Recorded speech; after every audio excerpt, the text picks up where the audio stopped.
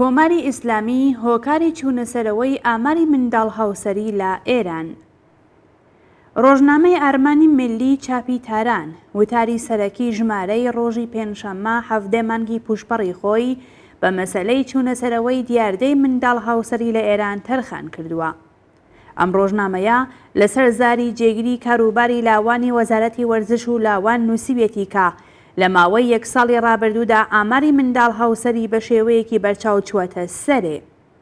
بەپێی دوایین راپۆرتی ناوەندی ئاماری ئێران لە 3 مانگی سەرەتای ساڵی 1399دا 7323 هاوسەرگیری لە نێوان کچانی 10 تا 14 ساڵدا تۆمار کراوە و لە هاویندا ئەم ڕقەمە بۆ 9058 حاڵەت بەرز بووەتەوەکە چوونەسەرەوەی 23% ئاماری منداڵ هاوسەری نیشان دەدات.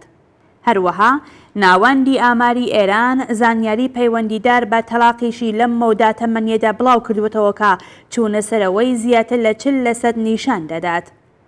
ئەعزام عەلی مەدەدی جێگیری کۆمەڵایەتی بەهزیستی ئۆستانی مەرکەزی لەم بارەوە وتوویەتی کە ئەگەر لە گوندەکان مەسەلەی کولتوری دەبێتە هۆی ئەم جۆرە هاوسەرگیریانە، لە شارەکان مەسەلەی ئابووری هۆکاری سەرهەڵدانی ئەم جۆرە هاوسەرگیریانەیە.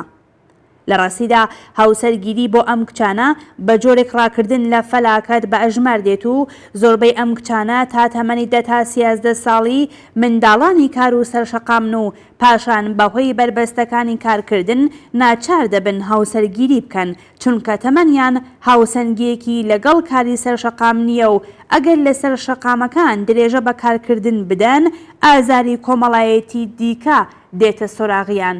هەر بۆیە لە چرخەی دابینکردنی داهات و بنەماڵە دەچنە دەرێ.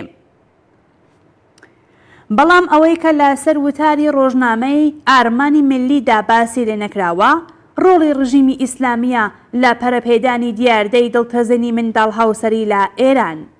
ئەم ڕژیمە هەم هۆکاری ئەو بارودۆخە لەبارە ئابووریەکە بنەماڵەکان ناچار دەکات منداڵەکانیان تووشی وەها چارەنووسێک بن و هەم ڕێگای شەرعی و یاساییش بۆ ئەم جەنایەتە خۆش دەکات.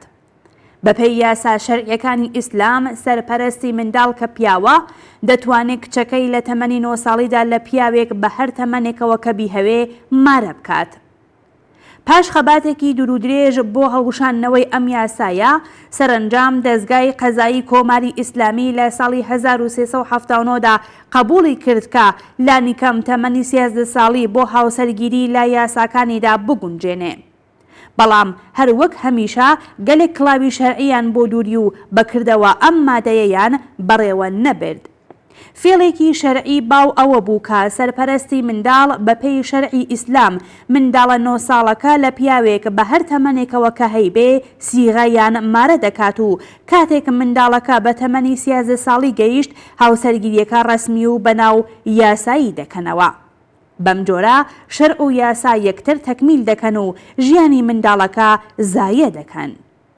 هاوسەرگیری بۆ ڕاکردن لە فەلاکەت و دەستکورتی بنەماڵە بۆ کچێک ترسناکترین ڕووداوە. زۆرێک لەم کچانە لە باوەڕ و خەیاڵیاندا هاوسەرگیری لەگەڵ پیاوێکی بەتەمەن بەڕێگای دەربازبوون لە کاری ئیجباری سەر شەقامەکان و ژیانی دژوار لە ماڵی باوک دەبین و لایەن وایە کە ژیانێکی ئاسوودەتر لە ماڵی باوکیان بەنەسیب دێت. ئەوان زۆر جار لەوە ئاگادار نین کە ئەم جۆرە هاوسەرگیریانە دەستپێکی کابوسێکی خۆفناکترە. منداڵ هاوسەری دیاردەیەکی لە مێژینەیە لە ناو کۆمەڵگای ئێراندا کە ڕژیمی ئیسلامی پۆششی یاسایی پێداوە. بەهۆی بارودۆخی نالەباری ئابووری زۆربەی خەڵک و گوشاری سەرچاوەگرتوو لە گرانی، بێکاری و کەمبوونی ئاستی داهاتەکان کە قەیرانی کۆڕۆناش توندتری کردوەتەوە هێندێک لە برەماڵە هەژار و بێبەشەکان کچ وەک بارێکی زیادی بەسەر خەرجی بنەماڵەوە دەبین و بۆ هێنانە خوارەوەی ئاستی خەرجیەکان ناچار بە هاوسەرگیری دەکەن. هاوسەرگیری پێشوەخت بەتایبەت بۆ کچان فەراغەتی سەردەمی منداڵی و دەرفەتی کەموێنەی پەروەردە و پشکوتنی توانایی و گەشەی فکر و جەستە و شکڵگرتنی کەسایەتیان لێزۆت دەکات. بووکی کەم تەمەن بەهۆی گوشاری کاری ناوماڵ و سنووردار بوونی دەرفەتی منداڵیەتی توانای بڕیاردان لەدەست دەدات. ئەم کچانە بەهۆی دووگیانبوونی پێشوەخت و ئاشنا نەبوونیان لەگەڵ تەوەرە جنسیەتیەکان بەردەوام هەڕەشەی مەرگیان لەسەرە بە جۆرێکە ڕێژەی قوربانی بوونیان 5 بەرابەری کچانی تەمەنی 20 ساڵە. هاوسەرگیری منداڵان یەکێک لە دیمەنە مەترسیدارەکانی توندوتیژی دژ بە منداڵان و نمونەی منداڵ ئازاری و کۆیلەکردنی ئەم نەونەمامانە بە ئەژمار دێت و پێویستە بە تاوانی جەنایی لە قەڵەم بدرێ. پێویستە ئەو پەیوەندە کۆمەڵایەتیانەی کە لەگەڵ توندبوونەوەی هەژاری و فەلاکەتی ئابووری بەستێنی پەرەسەندنی هاوسەرگیری منداڵان دەخولقێنن، ئەو شەرع و سونەت و یاسایانەی کە ڕێگە بەم جۆرە هاوسەرگیریانە دەدەن و بەرهەمی دێننەوە ڕیشەکێش بکرێن. ئەو شەرع و یاسادانەرانەی کە ئەم جەنایەتە شەرعی و یاسایی لە قەڵەم دەدەن پێویستە بە دادگا بسپێدرێن و سزا بدرێن و ئەو بابەتەش بێگومان بە ڕووخاندنی شۆڕشکێڕانەی کۆماری ئیسلامی دێتە دی. بەڵام لە هەمان حاڵدا پێویستە کولتور و سنەتی دواکەوت و پرتوکاوی ئەو سەرپەرستانەی کە کچە منداڵەکانیان ناچار بە هاوسەرگیری دەکەن ببردرێتە ژێر پرسیارەوە. ئەوان کە زۆر جار بە خاتری هەژاری دەستەدەنە ئەم کارە پێویستە نیسبەت بە دواهاتی یەکجار زیانباری ئەم کردەوەیەیان ئاگادار بکرێنەوە.